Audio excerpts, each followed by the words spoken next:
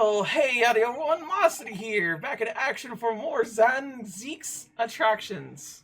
That's right, we're here with the Reaper of the Bailey himself, as he is persecuting our dear Nipponese friend, as he would to describe it. And honestly, fam, it's not looking good, even if we are getting some contradictions in here. I was considering what cuisine would best complement the contents of my hollow chalice this luncheon. How could it have happened, you asked? I do hate to shatter illusions, but my Nipponese friend appears to be chasing a phantom idea. A phantom? Is it so hard to imagine that the victim drank this tea after the accused had left? For example, at the time stated in the medical report. Yes, around half an hour past 1. Objection! Mr. Natsume brought the tea with him to drink together with his neighbor. And in Japan, there's a well-known saying, drink tea while it's hot! Objection! And in my country, there's even a more apt saying. There's nothing more refreshing than cold tea. The point is, if there was such a long gap, there may be other ways to explain how the victim came to be poisoned. Other possibilities. What sort of possibilities, Consul? Well, for example, the man could have had another visitor. Another visitor. A very bold assertion, my learned friend. From someone who has nothing to sustain at. Or the victim could have taken the poison of his own violation. I suggest this may have been suicide, Counsel. Objection!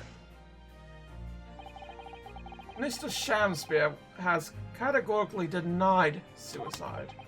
The idea can and must be discounted. Objection! What?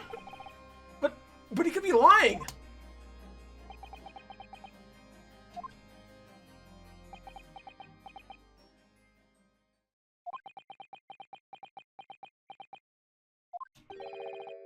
Is something wrong, Lord Van Zeeks? I was listening to the sound of the carriage pulling up outside the courtroom. Pray forgive the discourtesy. Carriage? What carriage? It would seem that the key player in this case has just arrived. Hold it!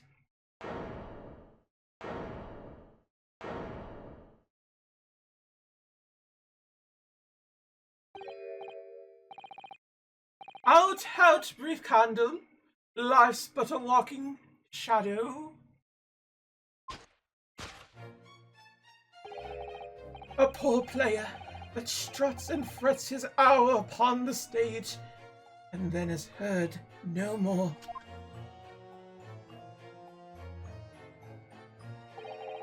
It is a tale told by an idiot who will sound in fury, signifying nothing.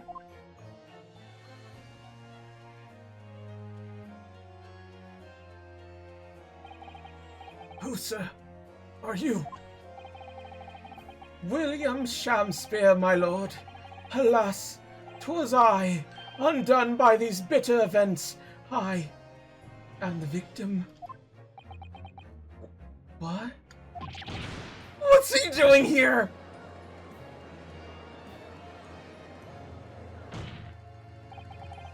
The prosecution seeks to call this gentleman to the stand.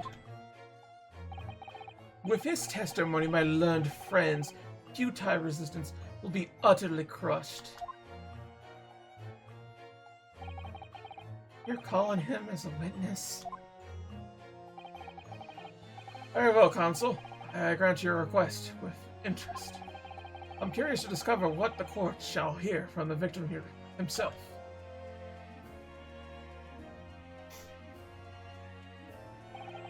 Happy am I, Sham, to regale thee with my tale of woe, my lord.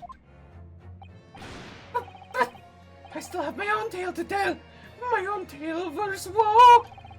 I can begin the court with the tale of my perfect innocence in perfect English. That will do, Mr. Natsume. Let the court now hear for the victim.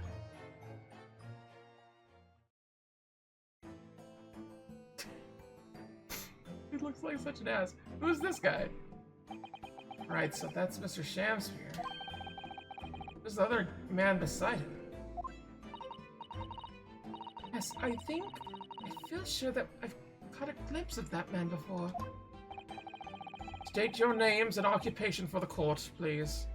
Witnesses. Oh, write her words so sweet, they do scent the breeze, an inventor of ideas so profound, they compose the earth. Unrivaled beaut, poet, the unmatched scribe, William Shakespeare. Were the great bard to be recalled to life anew, lo, what a magnificent man. Good fellows, I am he who ponders such a miracle, William Shakespeare. Oh, to meet a man. Alden, be meet a man. I work for the Oldman Gas Company, East End Branch Office. Oh, I remember now. It was yesterday, at Briar Road. Oh yes, she's right, it's him. Oh, what's this? What's the man doing over there? Looks like he's trying to see into Suki-san's lodgings. Is something wrong, Mr. Naruto? Excuse me? Can we have a word? Oh!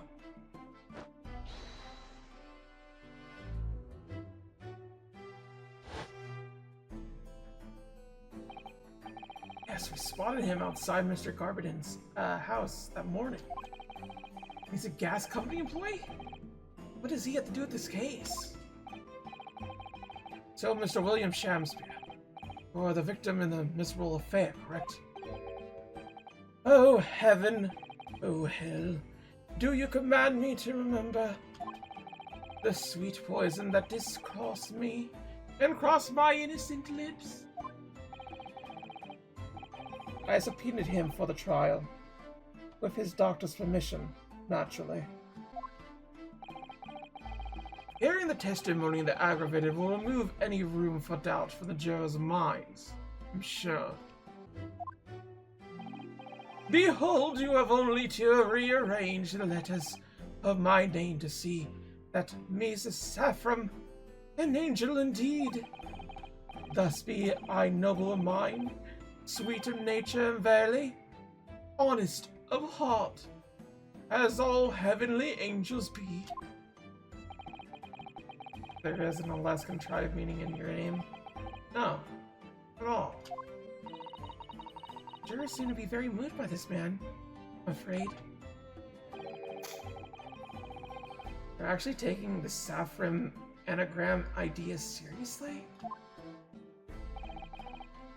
Thank you, witness, for your illuminating introductions.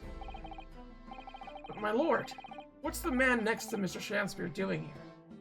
The gas man, I mean. What? Me? Well.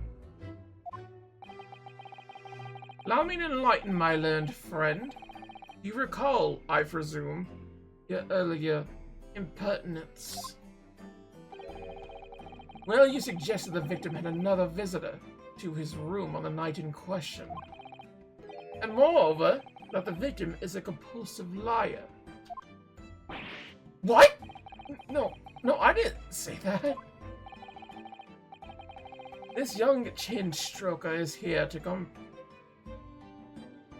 controvert your wild claims. conclusively. Is that not so, Mr. Meter Man? Hang on. I'll understand. Hereby call for your formal testimonies. You will tell the court as lucidly as possible what happened on the night in question. One may smile and be a villain. Yes, it doth pain me, but let the truth be spoken. The truth of the wintry night of my discontent.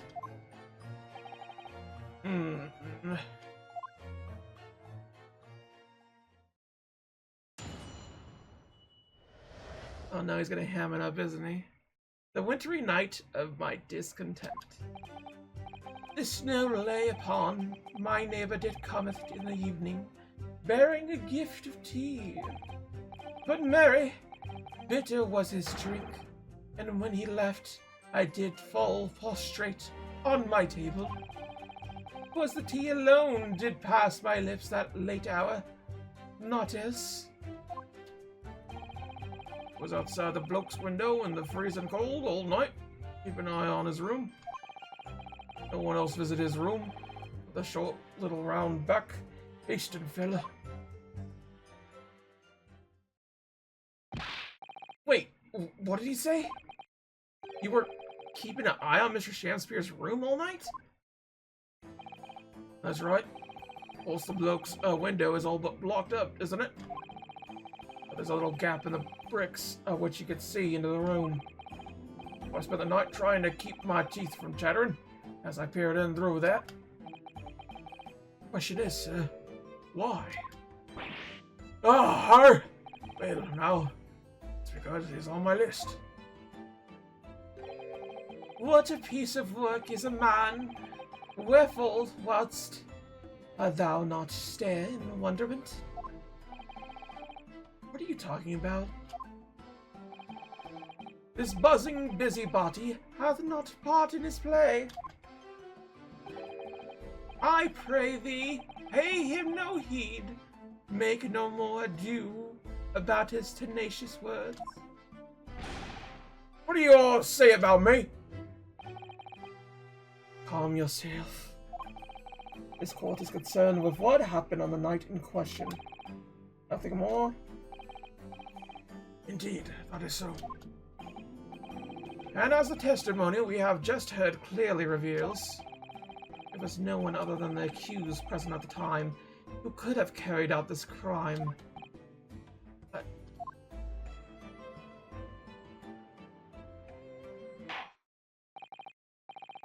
Well, I believe this may be the final testimony of the trial. Now, Consul, the defense may proceed with the cross-examination. Yes, my lord.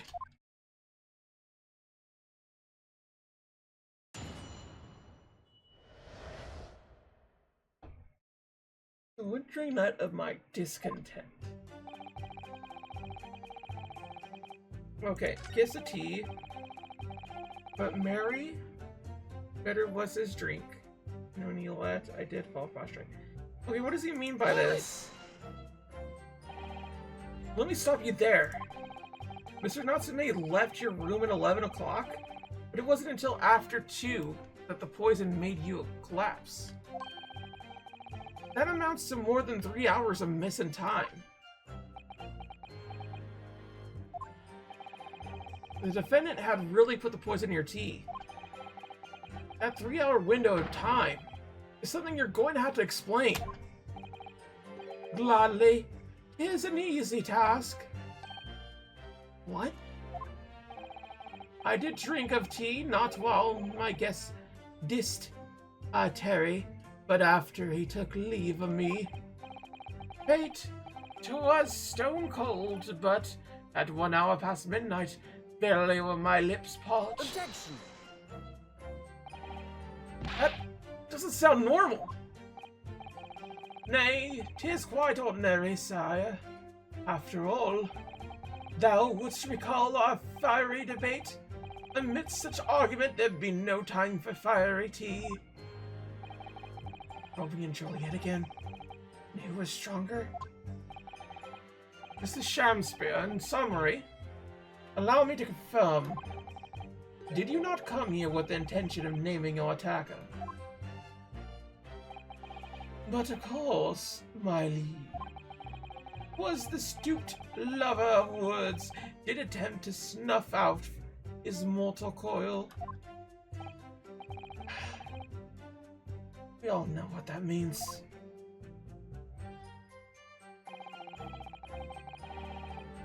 The tea alone, not else. Not else that passed your lips? Not mayhap so? Hold it! So, you didn't have any kind of evening meal? Dinner? Supper? Ah, they on luxury, they on gluttony. To eat the rice daily is a waste of time. Sorry? I would that my belly were full, no more oft than the sun doth rise. Well, most heroic eating habits, I must say.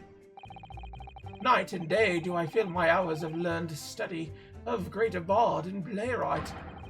Hence is that there doth not in my chamber be that the customs of mine art. But would appear to be the case, as even a rodent was found starved to death in your room. Now I think of it, not just food that was capriciously missing from that room, is it?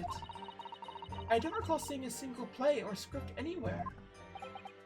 For I have devoured them all. You've eaten them? Every word be within my skull. Dost thou imagine otherwise? Right. That wasn't misleading at all. Now, you turn around, you think? Which brings us to the conclusion. Not the only way the poison could have passed the victim's lips is in the tea.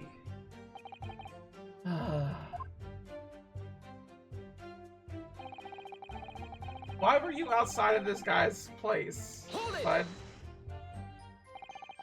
But the windows of that house have all been filled in. Historical artifact of the now defunct window tax. Yeah, you're right there. All bricked up horribly. As it happens, there's a little part of the brickwork at the bottom corner that's been opened up. Just looking in through that gap. Yes, there were a few bricks loose, weren't there? Some strange reason a couple of bars of soap lined up on a ledge outside as well. Don't like going around poking my chin in other people's business, especially on freezing cold nights. But them's my orders, so that's what I'll keep doing, as long as there's breath in my body.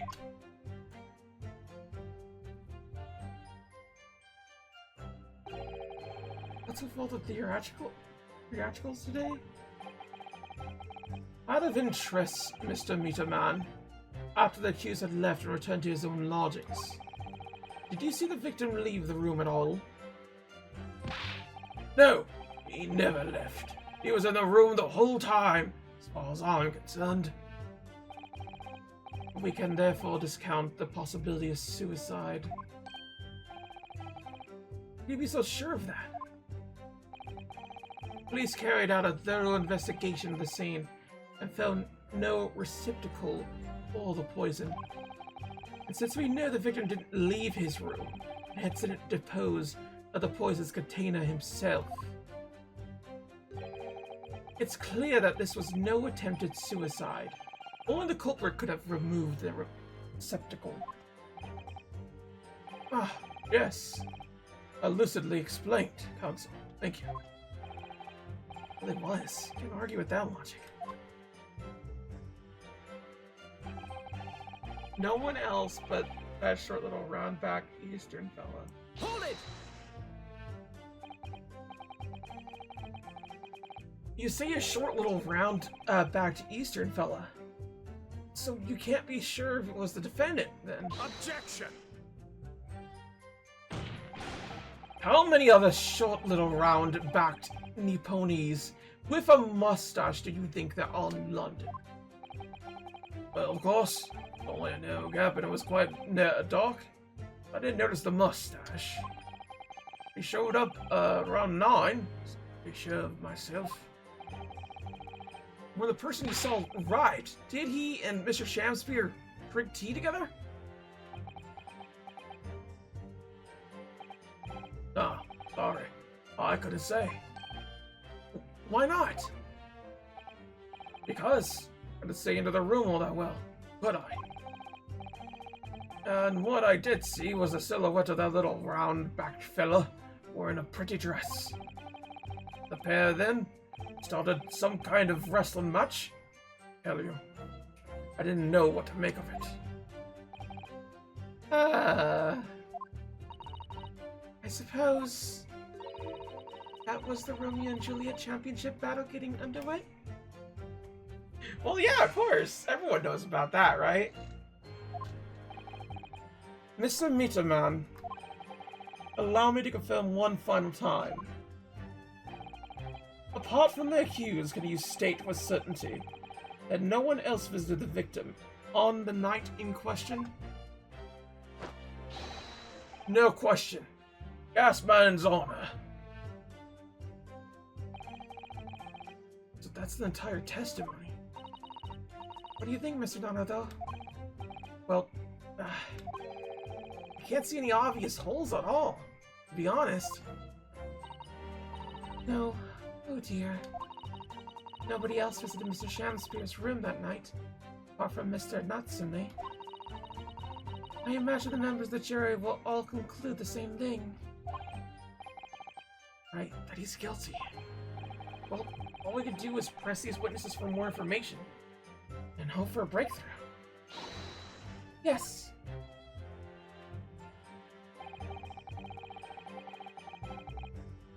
Okay, so this is the one we have it pressed.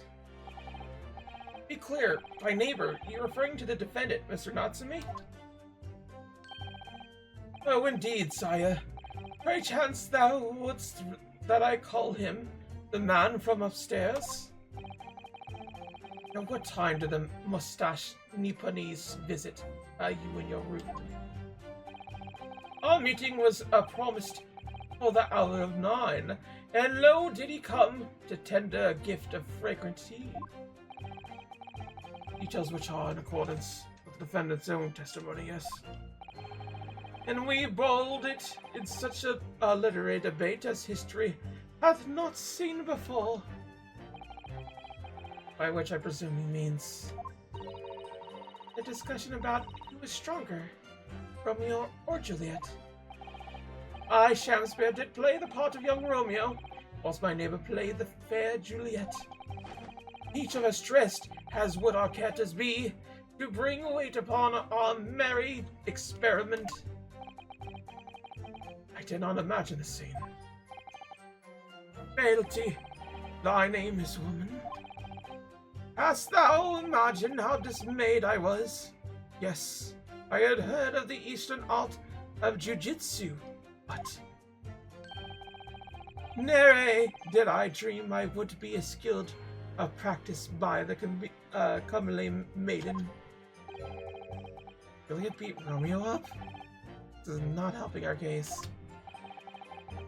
I believe the court has heard enough about your earth-shattering literary debate. Perhaps you could reiterate your statement about the tea that got accused you, that the accused brought to your room. My liege, I am thy servant. Gladly I would do thy bidding. Oh?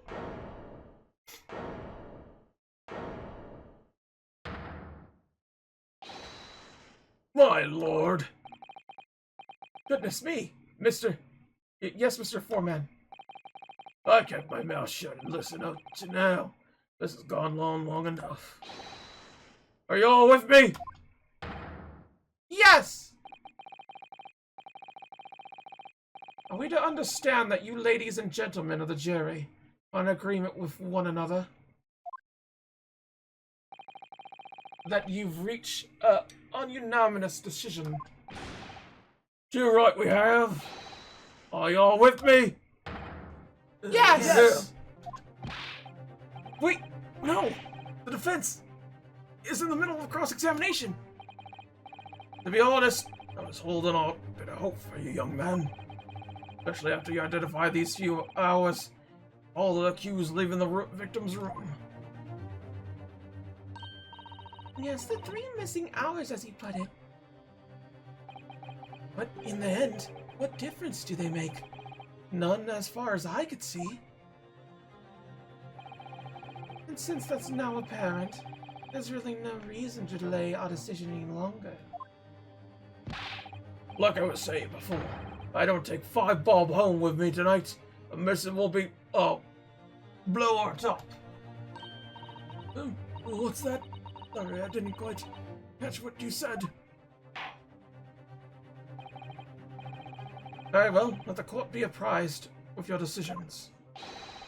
Ladies and gentlemen of the jury, you will state your leanings as the defendant's culpability. Guilty. Guilty. Guilty. Guilty. Guilty. Guilty. Rude! Jeez. All of you?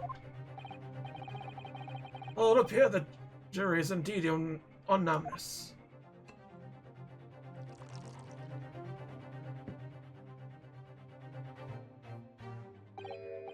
So, this time at least it seems justice will be done.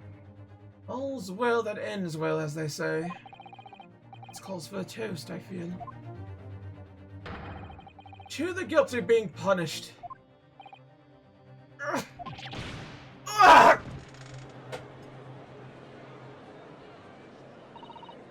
Get up, Mr. Arthur, please! The trial isn't over yet. What do you mean, Mrs. Sato?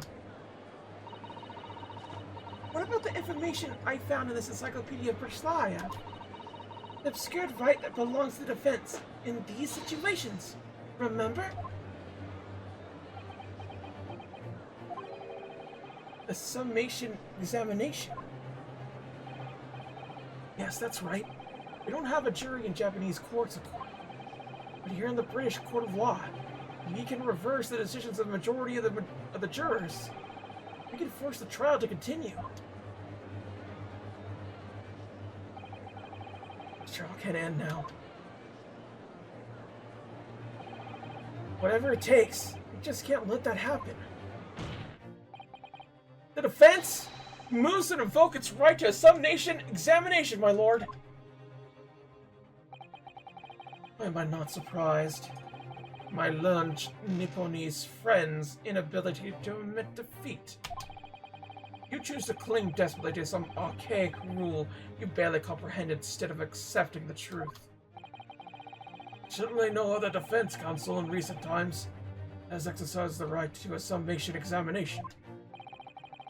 They all know that once the jury's mind is set, it cannot be altered. Nevertheless, the rights remain and must be upheld. The defense counsel's request is granted. This court will proceed with a summation examination, as outlined in the Encyclopedia of British Law. Thank you, my lord. Are you and your fellows prepared, Mr. Foreman? Believe me, my lord, we all know about this young lad's tenacity. And we're ready for it. Very well. In that case, ladies and gentlemen of the jury, I hereby call upon each of you to state the grounds upon which you find the defendant guilty of the crime for which he stands accused.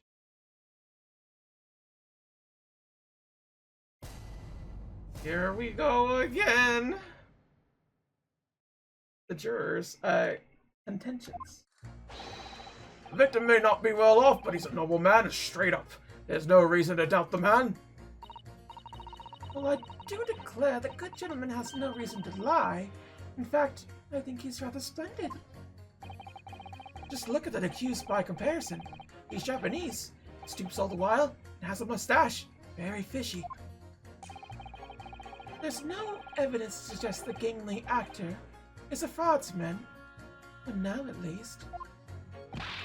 I really don't care, I just need this trial to end quickly. 3 hours of missing time is nothing when you reach my age, you know? Or nothing at all. I knew it. Every single one of them seems completely convinced. It seemed that all the jurors have come to the conclusion that Mr. Shakespeare is a fine, upstanding, honest citizen? Yes, me. They've all been bewitched by his strange theatrical movements. And sadly, nothing Mr. Natsume has said appears to have registered at all.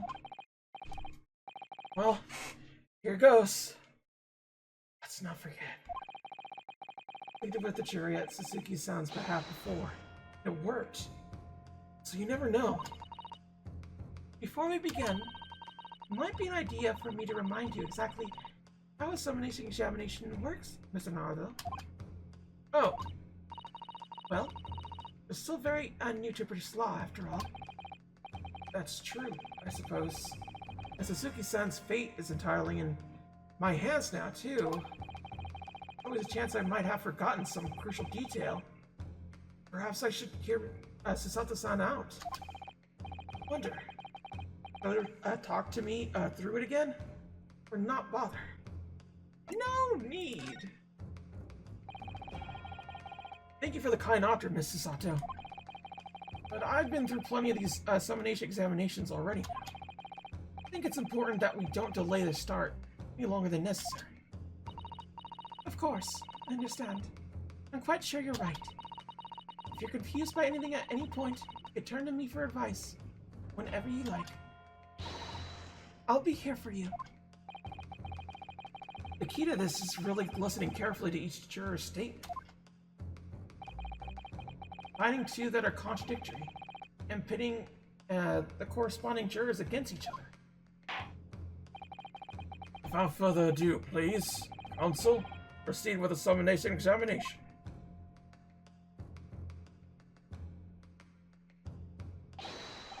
Yes, my lord.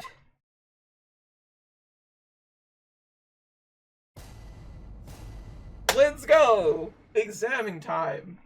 The defense's rebuttal. He may not be well off, but he's a noble man, straight up. There's no reason to doubt the man.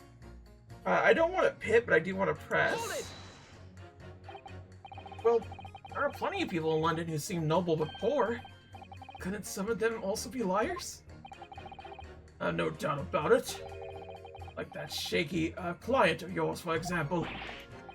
Absolutely not! Mr. Natsume is no liar. Look, the point is, the only thing that passed the victim's lips that night was that Japanese man's tea. When you take the gas man's testimony into account as well, the truth couldn't be any clearer. Well, alarmingly logical.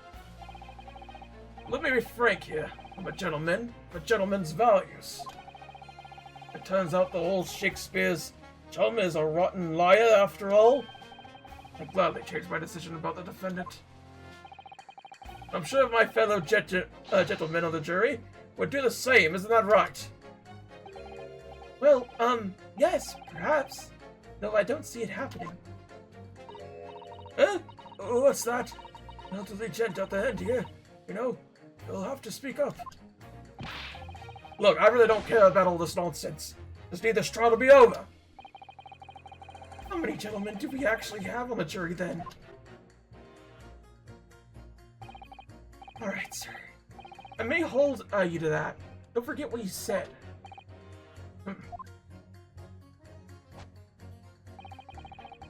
You can show me the victim's a liar, I'll reconsider my position. Cool! We got it. We got that. Well, I do declare the good gentleman has no reason to lie. In fact, he's rather splendid indeed. What do you mean he has no reason to lie? Hold it! Are you saying you believe the man to be trustworthy because he's rather splendid?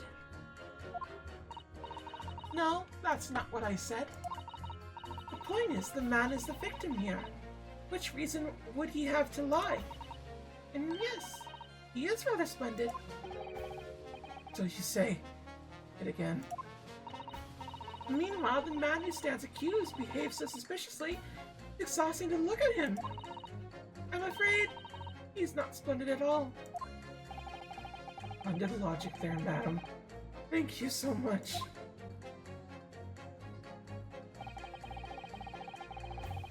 These Japanese do swell as very fishy. I think she's kind of on her side because she says for now at least. Hold it! A fraudsman? What do you mean by that, madame?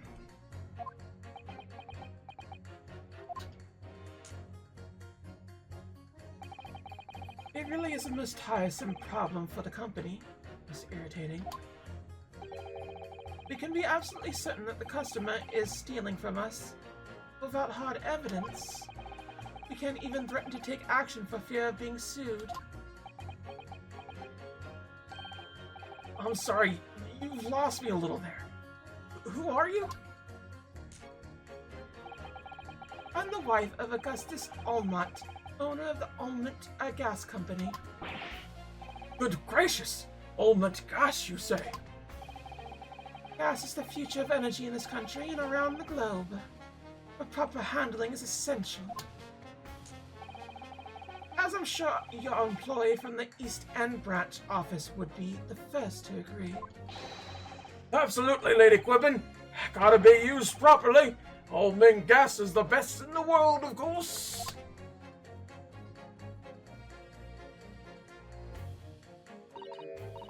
I think you may have solved the mystery of the bathroom earlier, Mr. Nardo. Right. He bowed a deference to his employer's wife, did he? Ah! So, would I be right in assuming that the reason Mr. Meterman was watching what Mr. Shamspear was up to in his room?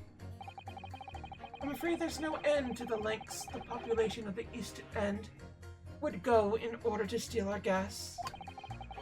So I really have no choice when the company identifies somebody as a possible fraudsman.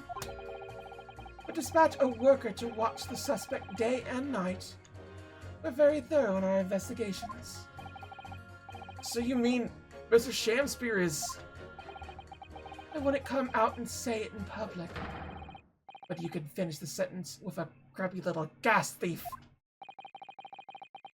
I've noticed the public gallery in here, have you? The eye of a man hath not heard, the ear of man hath not seen. Fate, wouldst thou warn me with thy words?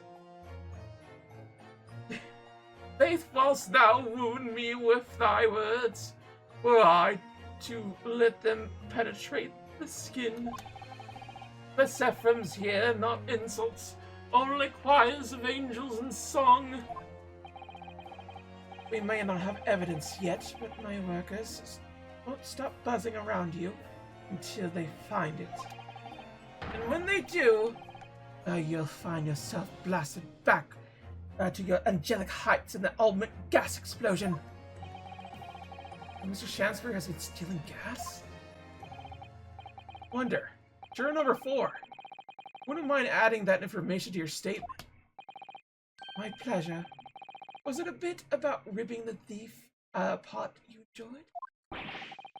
A little before the part about abject violence. It's not too much trouble. Yes, of course. This could be it. This could shift the balance. Let's go! Puts a fine performance, but in reality he's a common thief. Oh, we found it, baby. So next time, it's time to pit him against you-know-who. Till then, sayonara. Bye-bye!